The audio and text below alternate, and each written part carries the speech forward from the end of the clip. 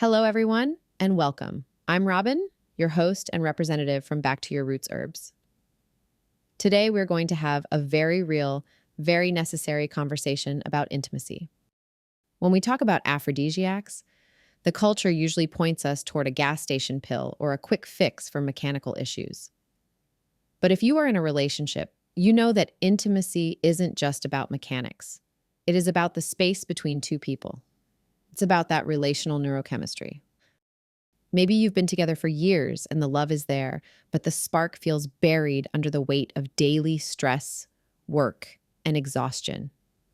You aren't looking for a synthetic drug. You're looking to find your way back to each other. Today, we are going to explore how the natural world, plants, roots, and compounds, can help bridge that gap. We are going to look at herbs that don't just stimulate the body, but actually open the heart and quiet the mind. I want to start with something that often gets overlooked. We tend to think that if we fix the blood flow, we fix the intimacy. But for many couples, the barrier isn't physical incapacity. It's what researchers call sexual distress. It's the anxiety of the day, the mental to-do list that won't turn off, or that subtle emotional distance. This brings us to a fascinating plant called kanna. It's a succulent native to South Africa.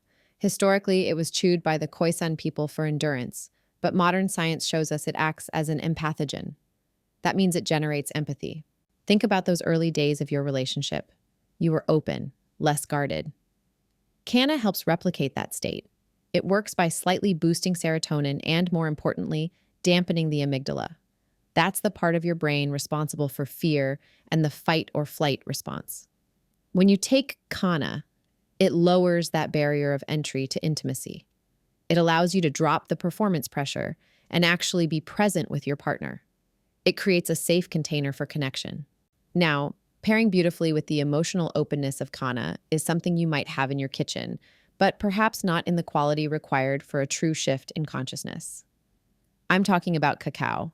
And no, I don't mean a sugary milk chocolate bar. I mean ceremonial grade, raw cacao.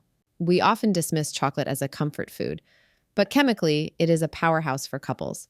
It contains a compound called anandamide. In Sanskrit, ananda means bliss. This is the bliss molecule. It binds to the same receptors in your brain as cannabinoids, inducing a feeling of euphoria and relaxation. But cacao also contains phenylethylamine, or PA. This is often called the love chemical because your brain produces it naturally when you are falling in love. It gives you that fluttery, excited focus. So when you and your partner share a high-quality cacao drink, you aren't just having a beverage. You are introducing a cocktail of magnesium to relax the muscles, theobromine to gently stimulate the heart, and PEA to mimic the chemistry of new love. It is a ritual that says, I am here with you right now. Moving from the emotional to the physical foundation, we have to talk about energy. You cannot have intimacy if you are exhausted. This is where the adaptogens come in, specifically maca and ginseng. Maca is a root from the high Andes of Peru. You'll often hear it called Peruvian ginseng, though it's not related to ginseng at all. It's actually a food, a cruciferous vegetable. The beauty of maca is that it is unisex. It works for both partners. In the Andes, it was used for fertility and stamina. Modern clinical trials have shown that maca improves sexual desire in both men and women, and it does this without necessarily spiking testosterone or estrogen. It works on the hypothalamus-pituitary axis. It's like a reset button for your stress response. If you are a woman going through menopause or a man feeling that midlife fatigue, maca is that foundational support. It's gentle, safe, and builds up over time. Then we have Panax ginseng, specifically Korean red ginseng. If maca is the nourishing food, ginseng is the igniter. It is one of the most researched herbs in the world. For men, it is incredibly effective because it enhances nitric oxide. Think of your blood vessels like a highway.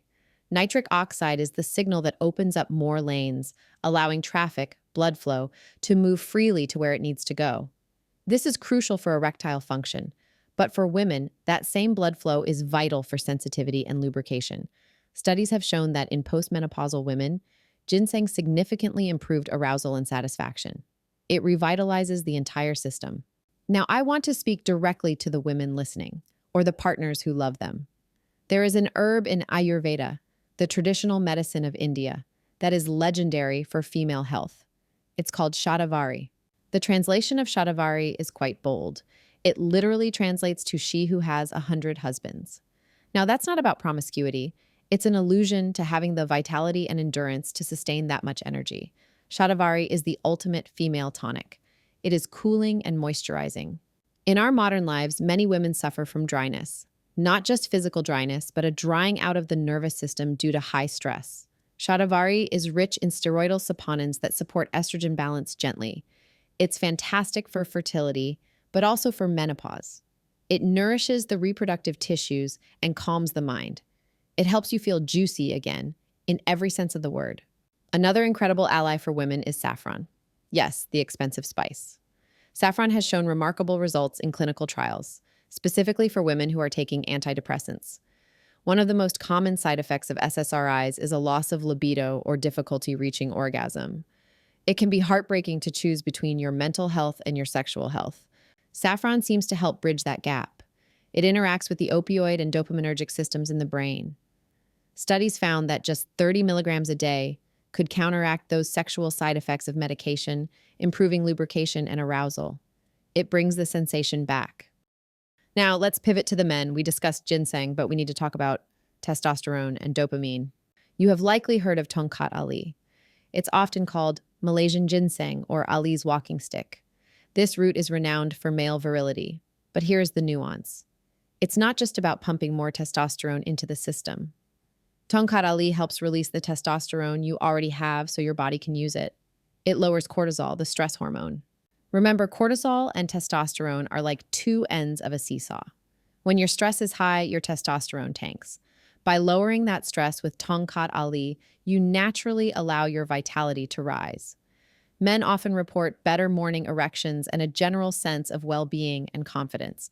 Then there is the magic velvet bean, or Mucuna pruriens.